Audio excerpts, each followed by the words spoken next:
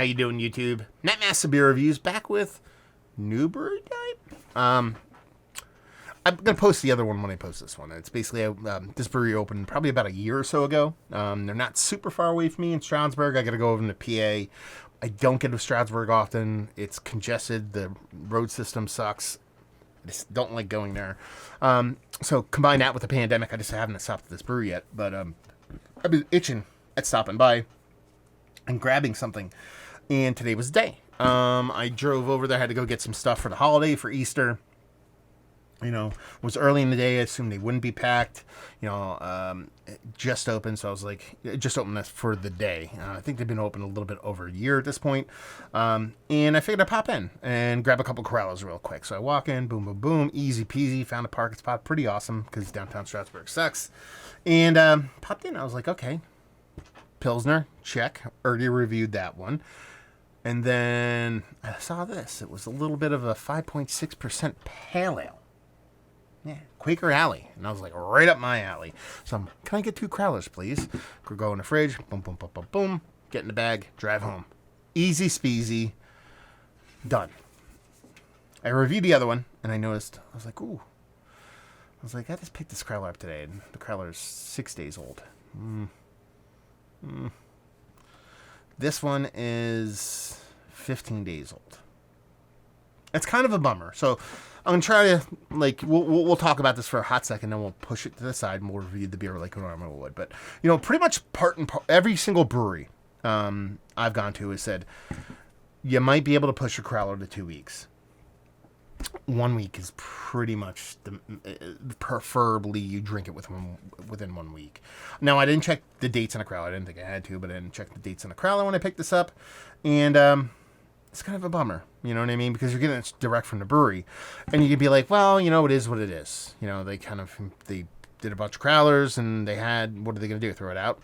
That's the thing, though. That's the thing that kind of bothers me, is that that's just lazy in my eyes. Because you obviously have a Crowler machine. You're doing Crowlers. So someone did a bunch of Crowlers, not like they didn't do them like every day. Like, let me do a couple every day. And then, you know, if we have to run some extras because we oversold, great, awesome problem. It was more like, fuck it, I'm just going to make a ton of these. And because I don't want to be bothered, I'll just do them all in quick succession. And that kind of, I don't know, puts me on a little bit of, I don't know. And I have to clear my head, not have that hanging over my thoughts about this beer, because, you know, it can come into play. You know, you're talking about, you know, 2-week-old Crowler of a Hazie. It's a New England style IPA. I mean, this already looks very much oxidized. I mean, you know, you're talking about 5.6% pale ale.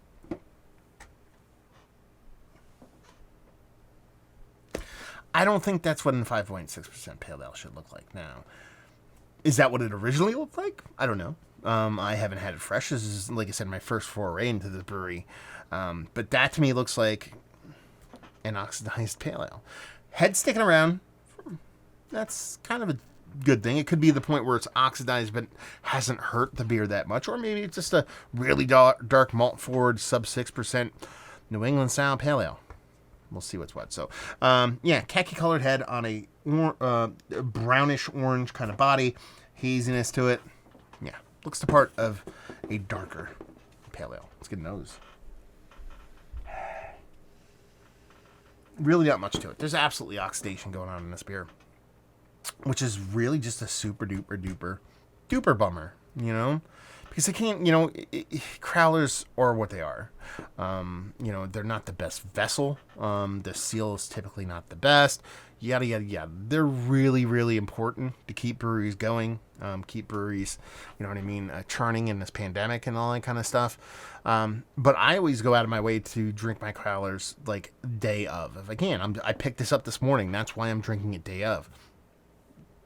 But again, not to keep going back to it, it's like you just don't assume you're going to get, you know, a 15 day old Crowler when you pick up a beer direct from a brewery. Like, they're like putting Crowlers out in shelves at a store or something like that. Not that people would do that.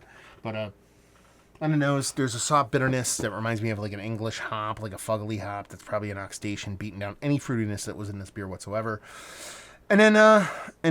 Just soft sweetness, done and done. A little bit of wet paper, nothing too crazy. Soft oxidation notes. Doesn't come off crazy like oxidized, but enough to kind of temper and push down, especially a low ABV hazy. So let's dive in. Cheers.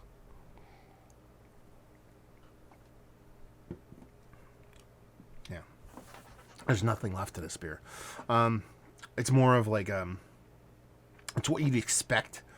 Now, this could be, and this is the thing, when you don't have a beer fresh, it's really hard to kind of speak how oxidized is it. Who knows? Maybe the first time in this brew, maybe the brewer's like, I like English shilling ales, and all the Ken Goldings are the best hops ever. I don't know.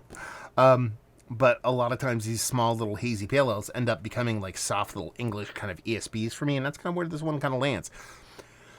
It just has this bittering component in this tannic tea, like wet tea bag kind of hoppiness to it that has no resemblance of New England style IPA whatsoever. Mouth feels okay. You would imagine it'd be much, much better if it wasn't oxidized as much.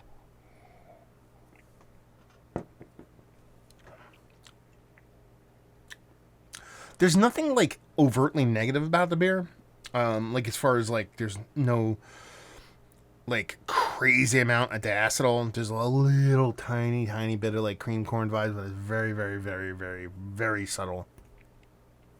So it's not like an off beer. It's just oxidized to all the hell. Now, is that because the beer was made a certain way and then you introduce the combination of a super old crowler? Combination of those? Maybe.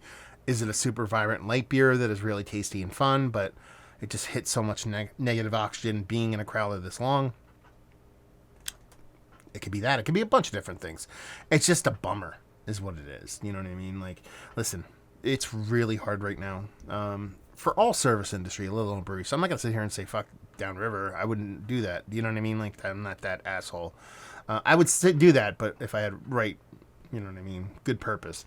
You know, it's small breweries trying to do what they do and try to stay afloat. And you know, obviously it's a brewery. It's trying to do well. You know, it's not trying to like just make shit beer. No one makes shit beer on purpose. But if I gloss over this, you know, if I open it, look at it and go, fuck, this beer's fucked. I won't post a review. I think that's also a disservice too, because there is a little bit of culpability on the brewery for selling, you know, what would be considered out-of-date crowlers. Now, to bring that conversation full circle, I'm not a crazy date person. Like, you give me a can of a New England style hazy IPA at 2 to 3 months old, even longer, I'm kind of excited for a couple of reasons. One, I don't think that's that long. And two, I think a brewery should be able to produce a beer that holds up that long. But crowlers are a different beast here. You know, you're talking about, you know, just basically slow leak can be a thing in these, no ifs, ands, or buts. The introduction of negative oxygen in these things is way higher than proper canning and bottling. So it's kind of one of those things. The reason why they have a shelf life of, okay, try to drink them within a week. Pushing 2 weeks is kind of, but that's even when you're talking about pushing 2 weeks, most breweries will be like, well, you know, it's our Imperial Stout, so you'd probably be okay for 2 weeks or so. You know, you're talking about a delicate 5% and change hazy IPA, New England style, which is what it was written as at the brewery. I don't think you can do that. And that's where it is. There's nothing to talk about it. I mean, it's you know, it wouldn't be one of the best ones I've had as of late, blah, blah, blah, blah, blah. It's just kind of a negative beer. It's kind of a bummer. Especially when you're my first foray. Like I said, I got 2 crowlers.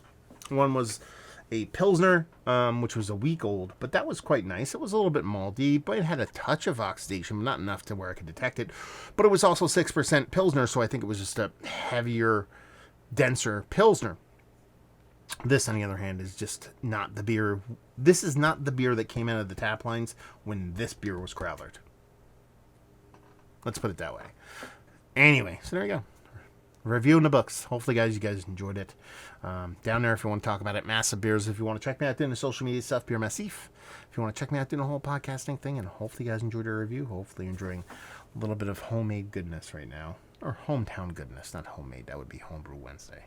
Hopefully see you next time. Cheers.